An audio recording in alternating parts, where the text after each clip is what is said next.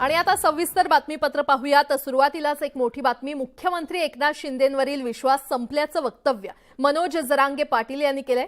पुरावे सापडूनही आरक्षण का देत नाही असा सवाल जरांगे पाटलांनी उपस्थित केलाय.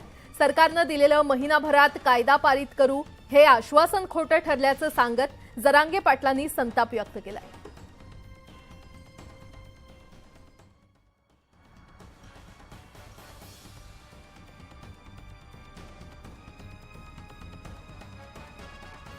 मराठा आरक्षणाच्या मागणीसाठी पुन्हा उपोषणाला बसलेल्या मनोज जरांगे पाटलांनी सरकारवर तोफ टाकली आहे. मराठा मुलांचं भलं होऊ नये म्हणून षडयंत्र आखलं जातंय का असा सवाल जरांगे पाटलांनी उपस्थित केला. वेळ दिला, पुरावे मिळाले, आता त्यांना बोलायला जागा नाही असा सणसणीत टोला जरांगेंनी लगावलाय. पंतप्रधान हा विषय हाताळतील असं समाजाला वाटलं होतं. मुख्यमंत्री हा विषय मार्गी लावण्याबाबत सांगतील असं वाटलं होतं, पण तसं काहीच झालं नाही. याकडे जरांगेंनी लक्ष वेधलं. मराठ्यांच्या मनात पंतप्रधानांबद्दल काही पाप नव्हतं. मराठ्यांच्या मनात त्यांच्याविषयी काही वाईट भावना नव्हती. जर मराठ्यांच्या मनात त्यांच्याविषयी वाईट भावना असती तर मराठ्यांनी त्यांचं विमान सुद्धा शिर्डीला खाली उतरू दिलं नसतं. आम्ही 40 दिवसांचा वेळ दिला होता, मात्र आरक्षण द्यायचं नव्हतं तर वेळ का घेतला असा सवाल जरांगे पाटलांनी सरकारला केला. वेळ दिला, पुरावे मिळाले, आता त्यांना बोलायला जागा नाही असा टोलाही जरांगेंनी लगावला. समितीला मुदतवाढ वाढवून देण्याच्या मुद्द्यावर जरांगे पाटलांनी असहमती दर्शवली. आणखीन 29 तारखेपर्यंत वाट बघू, हे आपल्याला आरक्षण देता आहेत का? कारण पहिला टप्पा आपला 28ला पूर्ण होतं. 29ला आपण लोक बसून आपण ठरवू. आरक्षण मात्र आपल्याला लढून मिळायचं. मनोज जरांगे पाटलांनी सरकारवर हल्लाबोल केल्यानं मराठा आरक्षणाच्या मुद्द्यावरून विरोधकांनीही सरकारवर तोफ टाकली. कशा पद्धतीनं तुम्ही मराठा समाजाचा आरक्षणाचा गुंता सोडवणार होता? तुम्ही दिलेला शब्द मुदतीत पूर्ण करायला पाहिजे होता, परंतु सरकारला यातून पळवाटा काढण्यासाठी नवीन संधी शोधत असताना ही एक संधी आहे असं कदाचित त्यांना वाटत असावं. विरोधक आणि मनोज जरांगे पाटील यांनी केलेले आरोप सरकारनं फेटाळून लावले. मराठा आरक्षणासाठी कटिबद्ध असल्याचं सरकारनं पुन्हा स्पष्ट केलं.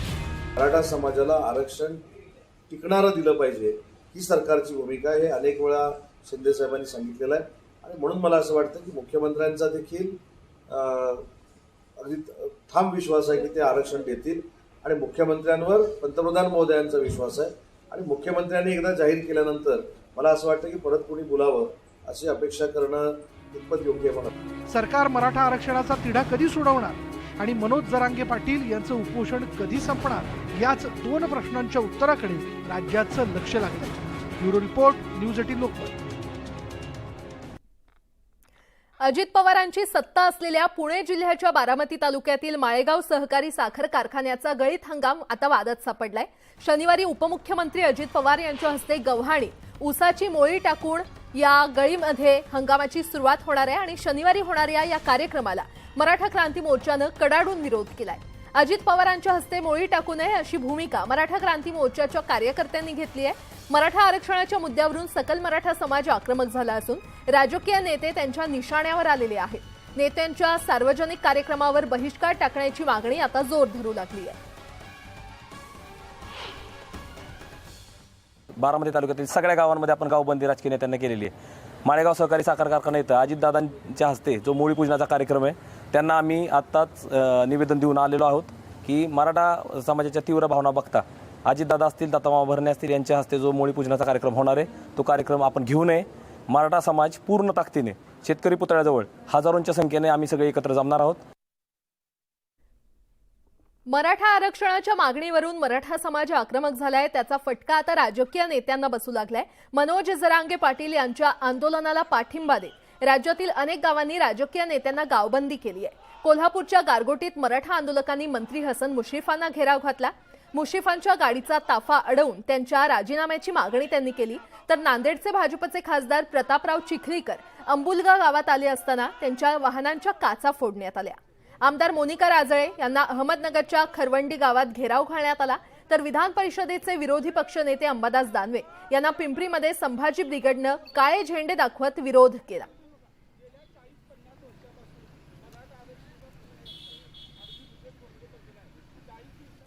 पुढची बातमी पाहूयात. शरद पवार हे कृषी मंत्री असताना शेतकऱ्यांसाठी 70,000 कोटींची कर्जमाफी केल्याचं प्रत्युत्तर उद्धव ठाकरेंनी पंतप्रधान मोदींना दिले. पवारांनी कृषी मंत्री असताना काय केलं असा सवाल मोदींनी केला होता. दरम्यान शिर्डीतील कार्यक्रमात मराठा आरक्षणावर पंतप्रधान का बोलले नाही असा सवालही ठाकरेंनी केलाय. मला खरं अपेक्षा अशी होती की ते आता जो एक प्रश्न धुमसतोय आरक्षणाचा, त्या आरक्षणाबद्दल काहीतरी पंतप्रधान बोलतील, कारण हा त्यांच्या अखत्यारीतला प्रश्न आहे. पण त्याच्याबद्दल काही बोललेलं हे वैशिष्ट्य आहे त्यांचं. जो काही प्रश्न ज्वलंत प्रश्न असेल, मणिपूर पट्टे बोलायचं नाही, आरक्षणाचा मुद्दा लोक रस्त्यावरती उतरलेत, आत्महत्या करतायत, पण जणू मी त्या गावचाच नाही असं करून कशाला तरी बोलून जायचं. पण एक गोष्ट पवार साहेब तुमच्याही लक्षात आली असेल, काल त्यांनी 70,000 कोटीचा उल्लेख नाही केला. राष्ट्रवादीवरती जी टीका केली होती 70,000 कोटीचा घोटाळा, काल का नाही केला? बाजूला कोण बसलेले होते? पंतप्रधान नरेंद्र मोदींनी शिर्डीमध्ये शरद पवारांवर टीका केली आणि त्यावर महाविकास आघाडीच्या नेत्यांनी मोदींवर टीकेची राळ उडवली आहे. मात्र या वादात अजित पवार गटानं सूचक मौन बाळगलेलं आहे. मोदींच्या टीकेमुळे अजित पवार गटाची चांगलीच कोंडी झाली आहे. पाहूयात. महाराष्ट्र में किसानों के नाम सिर्फ और सिर्फ राजनीति की है. महाराष्ट्र के एक वरिष्ठ नेता केंद्र सरकार में कई वर्षों तक कृषि मंत्री रहे हैं, लेकिन उन्होंने किसान के लिए क्या किया? पंतप्रधान नरेंद्र मोदींनी गुरुवारी शिर्डीत शरद पवारांचं नाव न घेता बोचरी टीका केली होती. मोदींच्या या टीकेवरून आता राज्यातील राजकारण तापलंय.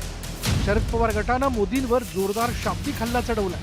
मला असं वाटतं की टीका तो हक बनतो की राज्यामध्ये आल्यावर माननीय प्रधानमंत्री शेवटी कुणावर टीका करणार, अर्थातच आदरणीय पवार साहेबांवर. त्याच्यामुळे ठीक आहे, त्यांचं महाराष्ट्रात स्वागत आहे, तुम्ही जरूर यावं, आदरणीय पवार साहेबांवर टीका करावी. कारण आपलं हेच एक नाणं आहे जे मार्केटमध्ये खणखणीत चालतं. महाविकास आघाडीतील नेत्यांनीही मोदींवर शरसंधान साधलं. शरद पवारांनी कृषी मंत्री म्हणून गुजरातला केलेल्या मदतीची खासदार संजय राऊतांनी आठवण करून दिली आहे. तर काँग्रेस नेत्यांनीही मोदींवर टीकास्त्र टाकलंय. कृषी मंत्री म्हणून शरद पवार यांनी गुजरातचे मुख्यमंत्री नरेंद्र मोदी यांना जेवढी मदत केली आहे तेवढी आताही होत नसेल प्रधानमंत्री असतात. भारतीय जनता पक्ष हे दुतोंडे आहे असं जे मी म्हटलं जातं त्याचा उत्तम नमुना आहे. त्याचं उत्तर पवारसाहेब देतीलच. पण या देशातील शेतकऱ्याचं उत्पन्न वाढलंय, या देश खऱ्या अर्थानं धनधान्याने विपुल झाला, हरित क्रांती झाली. ही काय 9 वर्षात झालेली नाही. या देशात ही शक्ती काँग्रेसच्यामुळे निर्माण झाली. हे काम काँग्रेसमुळे शक्य झालं. मोठ्या प्रमाणात एक्सपोर्ट होतो. मोदींनी केलेली टीका शरद पवार गटाच्या चांगलीच जिवारी लागली. शरद पवार गटानं मोदींवर टीकेची झोड उठवलेली असतानाच अजित पवार गटानं मौन बाळगल्याचं पाहायला मिळतं. त्यावरून आता राष्ट्रवादीच्या दोन्ही गटात जुगलबंदी रंगली आहे. काल शिर्डीमध्ये होते पंतप्रधान नरेंद्र मोदी आणि कृषी मंत्री असताना महाराष्ट्रातल्या नेत्यानं काय केलं असा एक सवाल ते ठीक आहे. आता पंतप्रधान साहेबांनी काय बोलावं हा त्यांचा प्रश्न आहे. दादानी ते ऐकून तर उठून जायला पाहिजे होते तिथून, किंवा जाऊन त्यांना सांगायला पाहिजे की साहेब हे आपण जे बोलतोय हे चूक आहे. याच्यामध्ये मी आपल्याला थोडी दुरुस्ती सांगतो. 2 मिनिटं त्यांना सांगून की साहेब नरेंद्र मोदी साहेब 2 मिनिटं तर आपल्याला मी अधिकची माहिती देतो. त्याच्यामुळे बहुतेक अजितदादांनी जर माहिती दिली असती तर त्यांनी मोदी साहेबांनी आपल्या वक्तव्यामध्ये दुरुस्ती केली असती असं मला वाटतं. शिर्डीत मोदींनी शरद पवारांवर अप्रत्यक्षपणे टीका केली आणि त्यावेळी अजित पवार मंचावर होते. विशेष म्हणजे मोदींच्या टीकेनंतर अजित पवार गटाकडून कोणतीही प्रतिक्रिया आली नाही. सत्तेत सहभागी झाल्यामुळे आता अजित पवार गटाची भूमिका बदलल्याचं पाहायला मिळतं. खरं तर सत्तेपुढे शहाणपण चालत नाही असं म्हटलं जातं. मोदींनी पवारांवर केलेल्या टीकेनंतर अजित पवार गटाची अशीच काहीशी अवस्था झाल्याची राजकीय वर्तुळात चर्चा. Bureau report, news 18 Lokmat. राष्ट्रवादीत उभी फूट पडल्यानंतर जयंत पाटील देखील अजित पवार गटाबरोबर जाणार असल्याबाबत चर्चा राजकीय वर्तुळात सुरू आहेत आणि याच पार्श्वभूमीवर आता अजित पवार गटातील नेते हसन मुश्रीफ यांनी मोठं विधान केलंय.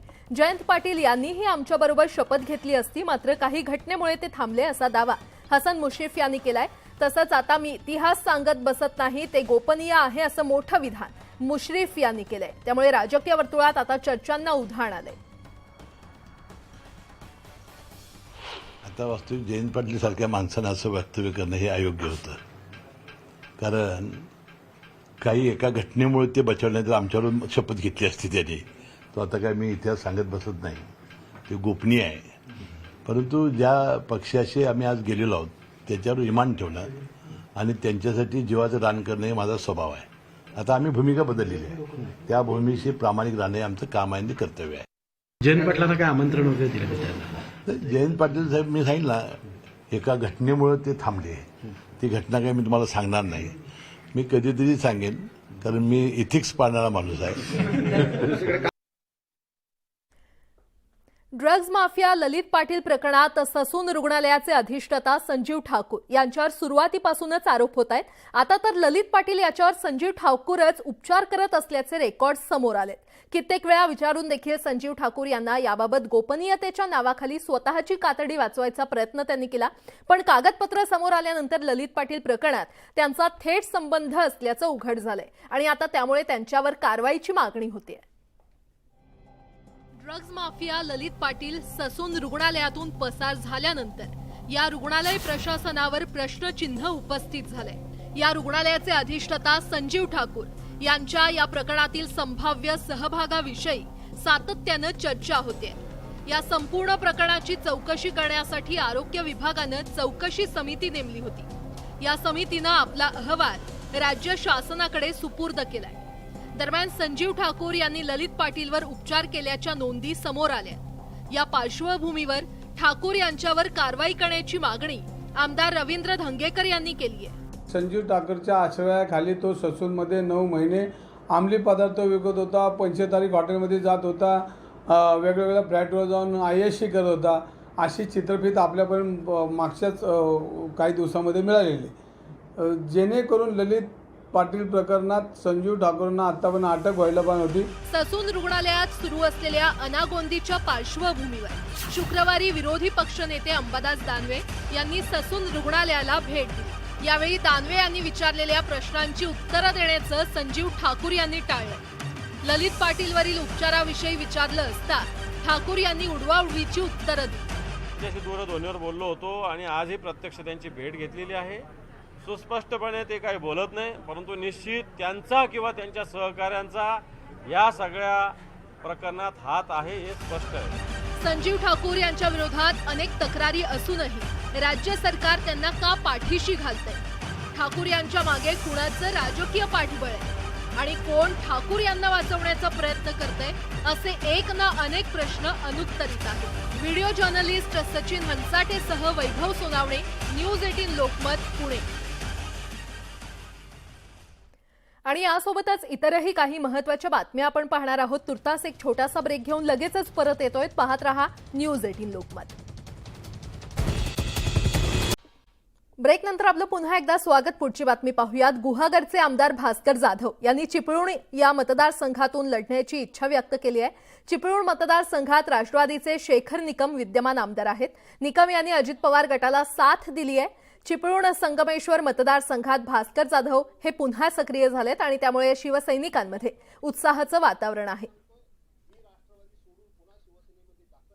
चिपळूणचा जर मतदारसंघ मी मागितला तर त्याच्या मोबदल्यात पवार साहेबांना आम्हाला कुठेतरी द्यावा लागेल मतदारसंघ एखादा. काय समजलं? तो द्यावा लागेल, तो काय रत्नागिरीतच दिला जाईल असं काय नाही.